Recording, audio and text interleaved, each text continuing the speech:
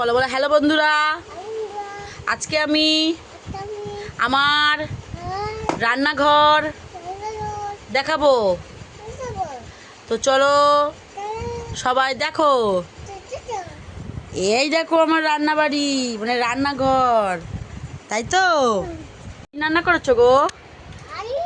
হ্যাঁ, এটা কি হচ্ছে রান্নাটা? আলু আর এটা কি পেঁয়াজ? এটা শাক ভাজা করছো? মা গ্যাস থেকে তো চলে যাচ্ছে দূরে। শাক ভরে আছে সিলিন্ডার, ঠিক আছে। রান্না করো রান্না করো।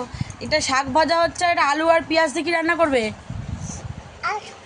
আলু পেঁয়াজ দিয়ে কি রান্না হচ্ছে? ও, তুমি শাক কাটছো? এইভাবে শাক কাটতে হয়? ও, তুমি সব জানো। আর চা করবে না? চা আর একটা প্লেট কোথায়? আর একটা প্লেট কই? এই ঝুড়িতে কি আছে তোমার? ঝুড়িতে ঢাকনা, যা চার কেটলি তো পড়ে যাচ্ছে। ঢাকা দাও, রান্না ঢাকা না দিলে রান্না হবে না তো, ঢাকা দিতে হয়। এটাও ঢাকা দাও, ওইটাই ঢাকা দাও, ঢাকা দিয়ে রান্না করো। হ্যাঁ, খাবো শাক ভাজা, খাবো শুধু? ভাত দেবে না? ভাত দাও, ভাত দিয়ে তো শাক খেতে হয়। এটাও তো শাক, এটা ভাত নয়। এটা কি? কোথায় এটা ভাত? এটা তো আলু আর পেঁয়াজ, আলু পেঁয়াজ দিয়ে খাবো?